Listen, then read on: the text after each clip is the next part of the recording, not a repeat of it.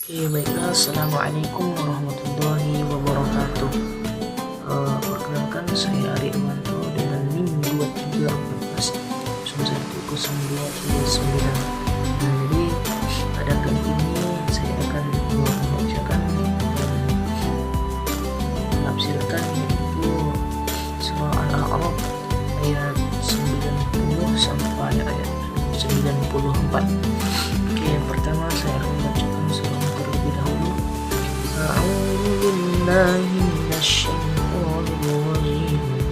Bismillahirrahmanirrahim. Wa qala al-mala'u alladhina kafaru min qawmihi لئن اتبعتم شعيبا إنكم إذا لخاسرون فأخذتهم الرجفة فأصبحوا في دارهم جاثمين الذين كذبوا شعيبا كأن لم يغنوا فيها الذين كذبوا شعيبا كانوا هم الخاسرين فتولى عنهم وقال يا قوم لقد أبلغتكم رسالات ربي ونصحت لكم فكيف أسى على قوم كافرين وما أرسلنا في قرية من نبي إلا أخذنا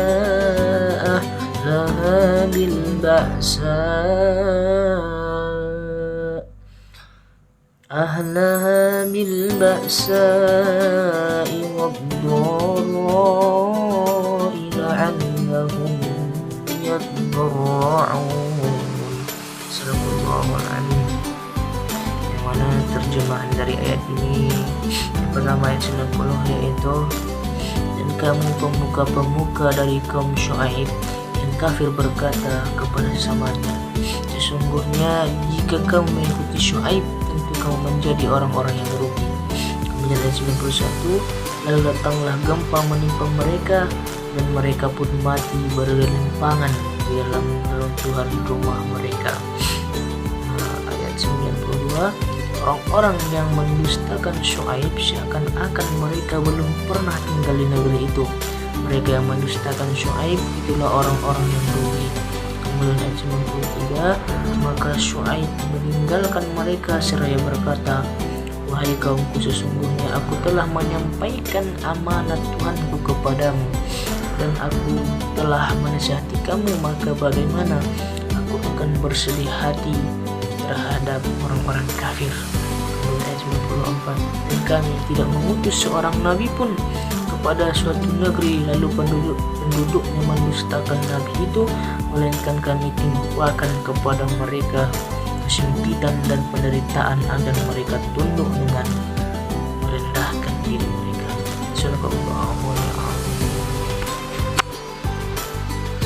Oke, baiklah. Nah, jadi ada poin tafsiran dari surah Al-A'raf ini adalah, jadi dalam dunia pendidikan kita harus menanamkan nilai akhlak yang baik ataupun nilai akhlakul karimah ya.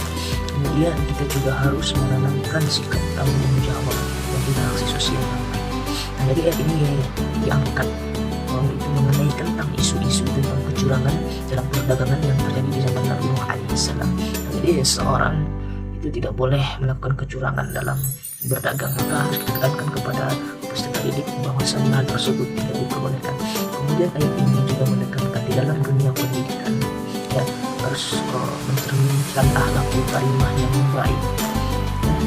Nah, dengan akhlakul karimah yang baik tersebut maka seseorang akan baik di mata masyarakat ya. Karena setiap yang kita lakukan itu nantinya akan mendapatkan balasan dari Allah Subhanahu wa Ta'ala. Jadi kita harus mempertanggungjawabkan suatu tindakan yang kita kerjakan nantinya. Jadi kemudian ayat ini juga menjelaskan bahwa kita harus menerima dengan sukarela, ataupun bahwa setiap kebaikan yang kita dengarkan itu harus kita terima walaupun itu sangatlah pahit. Jadi katakanlah kebenaran itu walaupun itu sangat pahit sekali, katakan kebenaran itu walaupun pahit sekali. Dan kemudian ayat ini juga menekankan kepada kita bahwasanya menjadi pengingat bagi kita bahwasanya ketika kita enggan untuk berubah, memperbaiki diri kita yang lebih baik, maka di situ akan memberikan kerugian kepada diri kita sendiri dan kepada masyarakat lain. Nah, mungkin hanya itu yang dapat saya sampaikan. Wassalamualaikum warahmatullahi wabarakatuh.